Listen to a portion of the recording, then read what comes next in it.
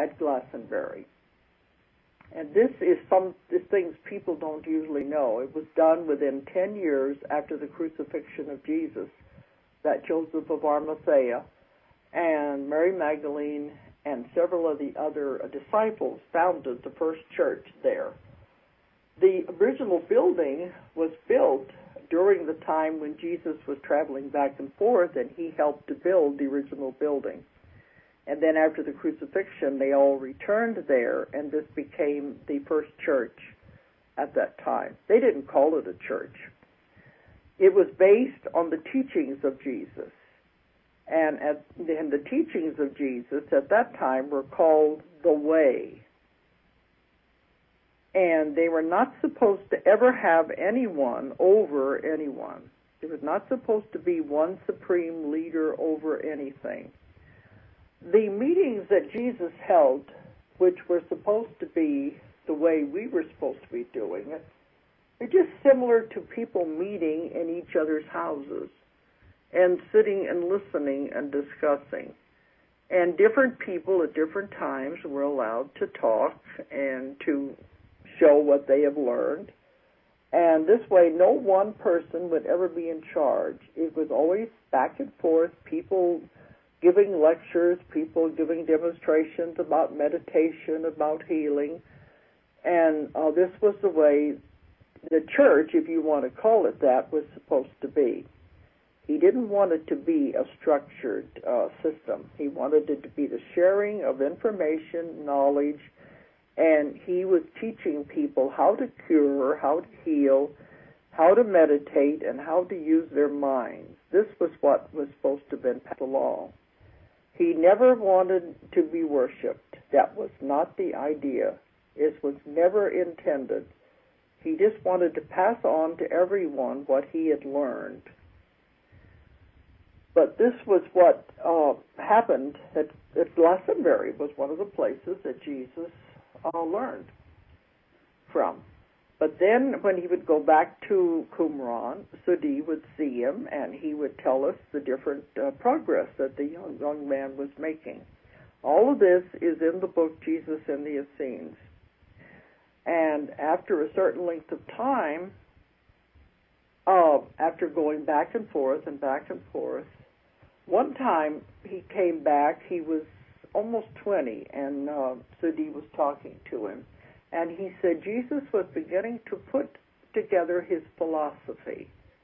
And he said, it's like no philosophy I've ever heard, because the rabbis and the Jewish at that time, their philosophy was one of fear, and that God was a condemning God, and it was all based on fear. But he said Jesus was coming up with his own philosophy of love, that if there was love, there would be no evil in the world, there would be no violence, if everyone could understand his concept of love. That was the basis. And he said, I've never heard anyone speak like this. This was what he was basing it on. And he said Jesus told them that everywhere he went in the world, from all the teachers he was studying with, all of the teachers seemed to be, I guess the word we would use now is holier than thou. They looked down on the students, the people they were trying to teach, using big words and big terminology that was difficult for the student to understand. So Jesus told Sadi that now that I'm going to be teaching, he said, I will use a method that the people will understand. I will speak to the people directly in a way they can understand to get the information. Because in that time period, only the boys were educated. The girls didn't have to be. The only thing they were taught was just, housekeeping and how to be a mother. They didn't need to know anything else than that. But the boys had to be taught mathematics and the Torah and how to read and write. And they figured that was all that they needed, with just the laws and the reading and writing and mathematics. They didn't have to learn anything else. If they wanted to learn anything else, then they had to go somewhere else to learn. This is where Qumran and the Essenes came in. They couldn't be taught anything anywhere else. So at that time, a lot of people couldn't read or write. It's another pleasing point I want to bring up before I forget it, too, is that with the way women were treated in that time period, Jesus had more women followers than he had men, because women could understand the metaphysical, the intuitive things he was trying to teach. This is something the church has never wanted people to know. And he also had women disciples, because Mary Magdalene was one of his disciples. She was actually an Egyptian priestess. She had studied in Egypt and had great knowledge of healing, of metaphysical things. Jesus liked to be with her because he could speak to her one-on-one and she could understand what he was talking about. And they would have long communications. Of course, the disciples didn't like this, and many of the disciples were jealous of her, especially Peter. And they didn't like it that Jesus spent so much time with her. But she could understand these concepts much more than the other ones could. So anyway, to backtrack, in that time period, most people couldn't read or write. So Jesus said, I will speak to them in a way they can understand. I will use nature. I will use things in nature that they can associate with. And this is when he came up with the concept of the parables, of relating teachings to nature so that the people would be able to understand the stories he was trying to tell. And that's what Sudi said. This is something that has never been done before. But he said, I want them to understand. I don't want it to be over their head. And that's when he came up with the idea of the parables. And in the book, Jesus and the Essenes, there are many parables that are not in the Bible. And some of these parables do deal with reincarnation, with rebirth, that make perfect sense. So you can see that Jesus was taught this, and he did believe in it. And there's another wonderful scene in the book when he has started on his ministry, when he spoke at one of the synagogues. And Sadi, by this time, Jesus had been gone for quite a while, and his teacher didn't have very much contact with him. During the time they were teaching, he only had the two students, which is Jesus and John the Baptist.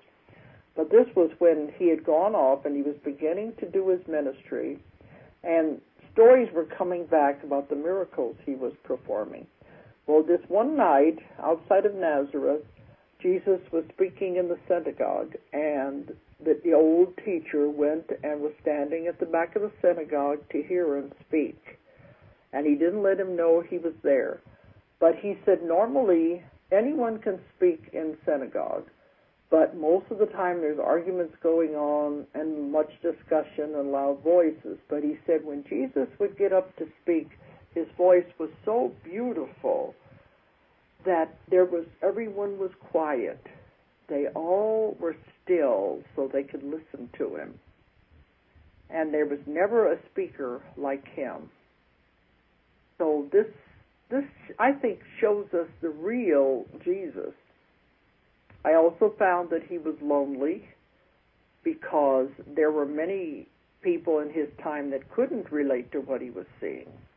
So he did feel like he was a person out of time, a person who didn't belong in that time period. In the book, They Walked with Jesus, we went even further, and we went with him on his ministry. I had two women at that time who went to lives where they were with him on his ministry, and they accompanied him as he went into the village of the lepers and was healing people. And he taught all of them how to heal. He said, everything I can do, you can do and more. He said, everyone has a healing center in the palm of their hand. and he drew an imaginary circle in the palm of his hand to show what he meant. And they said when he would heal people, they would see lights come out of his hands and heal the person. So this goes along with some of the metaphysical training many people are getting now, where they're laying on of hands and they feel energy come from their palms of their hands. It's just going along with what Jesus was teaching his followers at that time. And he did not heal everyone he came in contact with. That's another thing the churches don't make clear. Because he could look at the person and he could see if maybe it was their karma to have the disease or the illness or whatever it was they had wrong with them. If it was their karma, he couldn't do anything to take it away. He was bound by the laws of reincarnation and karma just like anyone else. And if he saw that it was their karma, he couldn't cure them. He could take away pain, he could help them in that way, but he was not allowed to take it away if it was their karma to have whatever the disease or illness was. And there are many beautiful stories in those two books about the healings he did and the teachings that he did. But now I'm coming to that time again where it's time to stop. And I've lectured on these things all over the world, and I know I can never touch all the information in an hour. So I'm probably going to come back again and again to talk about these various subjects in order to get more of the information out. But my books are full of information because I do so much research afterwards, and I put it together in a way people can understand. And they are becoming classics all over the world. The book Jesus and the Essenes is now being translated into Russian, and I'm going back to Russia in March when I do my whole month over in Europe. And this time we're going to be speaking on a lot of the new books that are coming out in Russia. So anyway, it's amazing that these stories keep coming to me, and it's my job to present them to the world. So now it's time to close for tonight, and I want to wish everyone Merry Christmas. Even though you're going to download this later, it won't be Christmas. We are broadcasting tonight just before Christmas. If anyone wants to find out about any of my books, Bloggins does have a link. Bloggin Service has a link to our website, but our website is www.ozarkmountain, and that is abbreviated, OZARKMT.com.